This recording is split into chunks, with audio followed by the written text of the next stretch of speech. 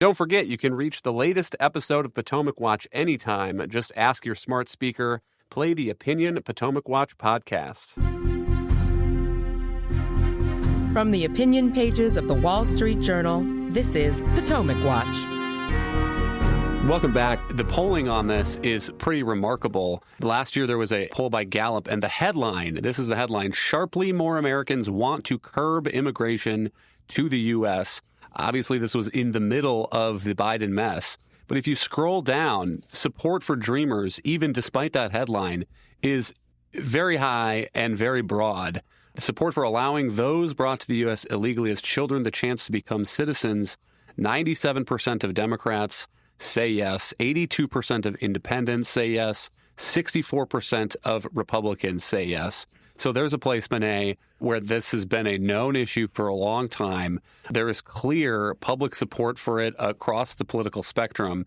And by the way, Donald Trump himself has often sounded sympathetic to the Dreamers, despite the reputation that he has as an immigration hardliner. He often says things like, we're going to do something about the Dreamers. We're going to have a wall, but we're going to have a big, beautiful door in the wall. And so, Monet, my thought is, I'm not predicting this to be clear, but if President Trump wanted to, I think he has the political capital to go to Congress and put together some kind of a legislative package that could fix some of these immigration problems, not for now, but for good. I think he absolutely has the political capital to do that. One of the reasons why he, in particular, has hesitated to make it an immediate legislative priority, despite the fact that he has embraced it in the abstract, is because he believes correctly that a lot of conservatives think the enforcement part has to get done first.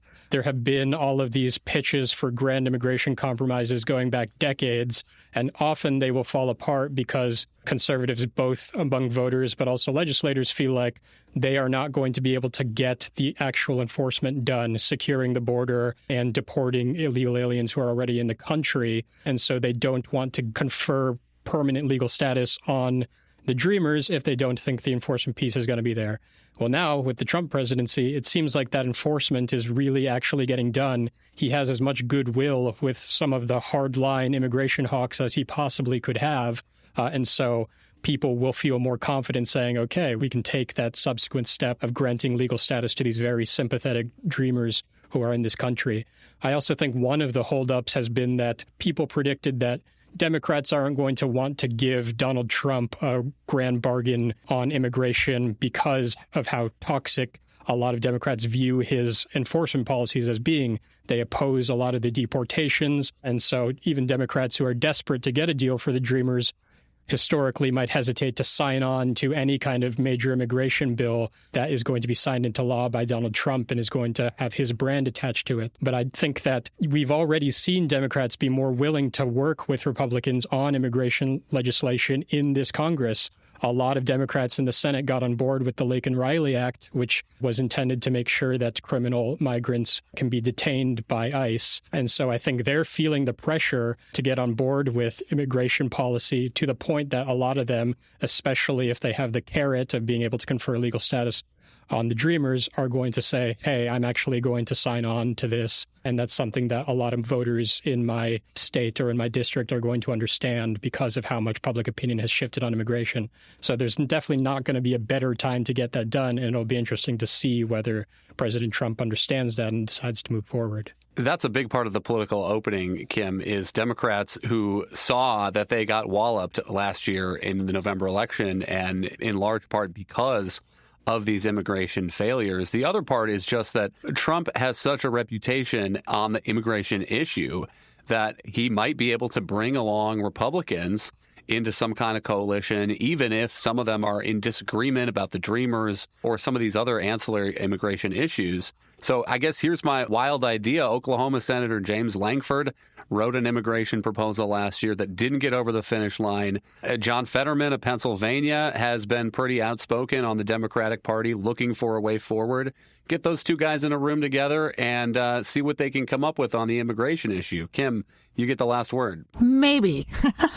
Look, the thing that I think would work in the favor of that is we have seen a shift among Republicans over the years. Look, there were more people in the Republican Party, elected members, who were more sympathetic to grand immigration bargain 8 years ago, for instance, when Donald Trump first became president.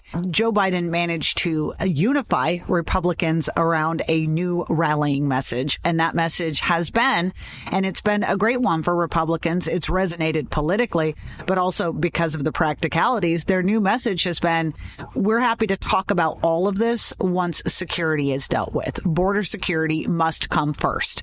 Well, here we are, and the numbers have dramatically slowed. Congress, if Republicans are successful with their budget reconciliation process, the resolution that the House passed not long ago has $100 billion more in additional funding for border activities that are going to go mostly toward enforcement and Donald Trump's wall and all of the things that he has said he's wanted and that he needs to totally secure the border.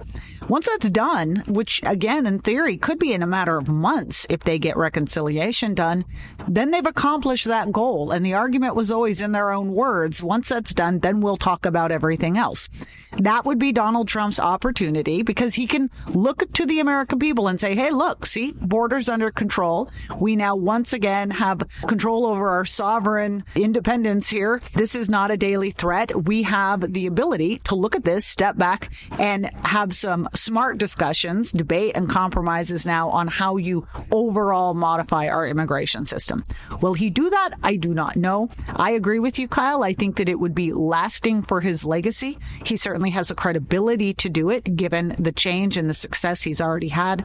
And I think that he still has enough Republicans that are open to that idea too. And Democrats, this is a unique moment. Given the thrashing they had in this last election, this is an issue that spooks them a lot. And I think it might be one of the first places they might get some new religion. Thank you, Kim and Monet. Thank you all for listening. You can email us your own immigration proposals at pwpodcast@wsj.com. If you like the show, please hit that subscribe button, and we'll be back next week with another edition of Potomac Watch.